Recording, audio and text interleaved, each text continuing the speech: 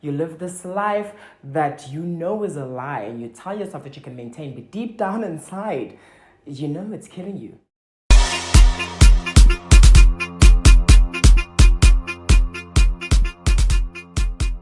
Hey there everybody, my name is Ishem Goboz and welcome to my channel. Thank you so much for watching my video today. If you are a return viewer, hi there, we've got lots to chat about. If you're new to my channel, please, before getting into this video, there's a hyperlink at the bottom right corner of this here screen. Please click on that hyperlink and you'll be automatically subscribed.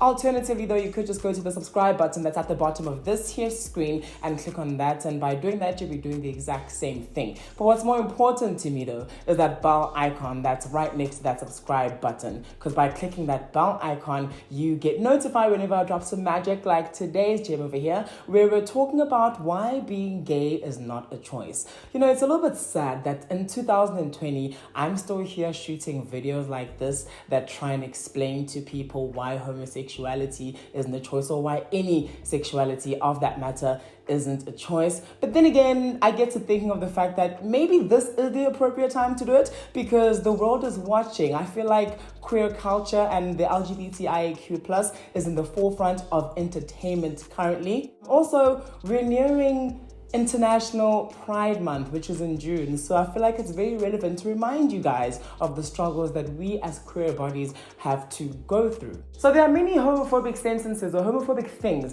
that people say and aren't aware that they are homophobic that really grate my tits. For example, so are you the girl or the guy in the relationship? Oh, don't worry man, it's probably just a phase.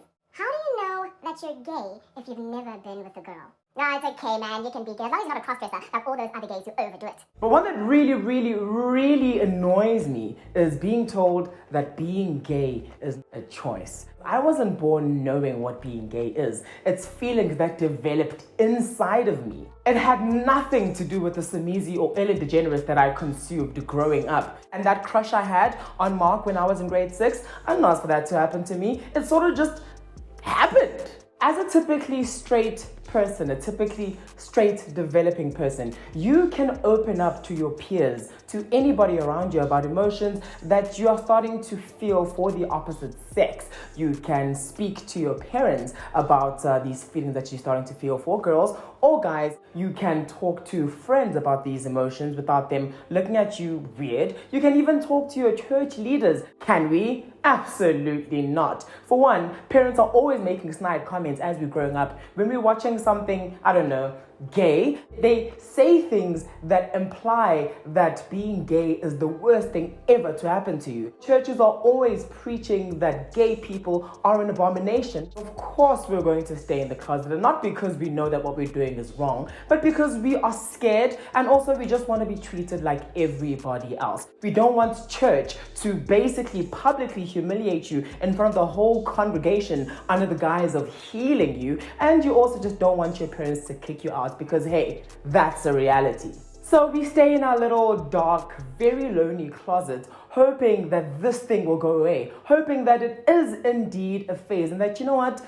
maybe if I do try a girl, I'll definitely be healed and it's not a big deal. Well, guess what? It actually is a big deal, because fast forward to high school when all your peers are creating or establishing genuine emotional connections. You're not, because you're crushing on Vugani, who's a rugby captain, but you can't talk to anybody about it because it's weird. You can't talk to your teachers because you're not really quite sure what their stance is on homosexuality. So you're not sure what their opinion is on the actual matter. And basically, you just don't even know if they'll be comfortable with the chat in general. You can't speak to any of your friends because they'll desert you. And also you can't tell anybody else because then you'll just be bullied in high school. Basically, I think you will be what they call today cancelled. So you lie, you fabricate a whole story. I'm saying this because I know I lived that. I actually had to fake having a crush on one of the girls at school just to secure a seat at the high school social table as one of the straight guys.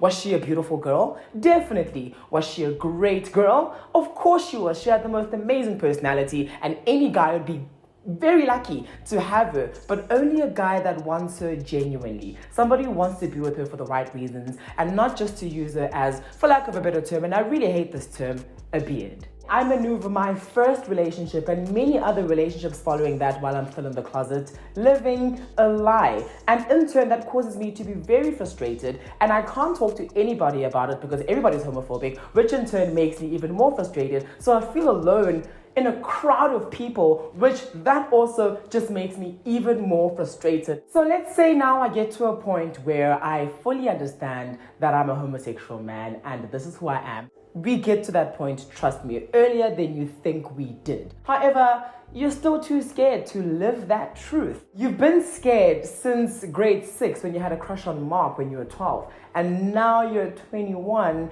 and you really would love some sound advice on how to develop a mature and healthy relationship with somebody that you're interested in, but you cannot express any of those things because of fear of being shunned, of being resented. So essentially, being gay comes with a life of being detached from those that you love the most, a life of seeing yourself as a curse, being the black sheep, a rotten tomato in a rack of ripe ones.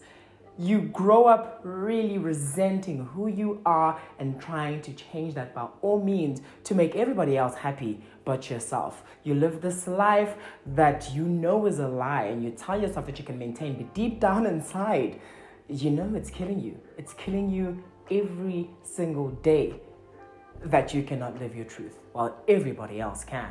So ask yourself this, if it really was a choice to be gay, after having gone through this life of not being comfortable, this life of discomforts, this life of feeling like you're dirty, don't you think at some point along that journey I'd realize, actually, this is not the choice I want, let me do something else. Sort of like when you enroll into a degree or into a course that you realize halfway that you're not into, you make the choice to get into it. It doesn't work for you, you make the choice to come out. No one forces you. It's not something that you're doing against your will and your body's not pulling you towards that course. You know you have the choice. That's not the case here. That's not how it works. If that's how it worked, I'm telling you now, 2005, 6, 7, I would have probably pulled the plug and been like, hey, deuces, I'm joining the straighties. So essentially listening to what I just said in this whole video and truly engaging with today's content, in your right mind, do you really think I would have chosen to be gay if it were a choice and having to go through that was the consequence of it? Come on. Why would I choose that? Why would I actively condemn myself?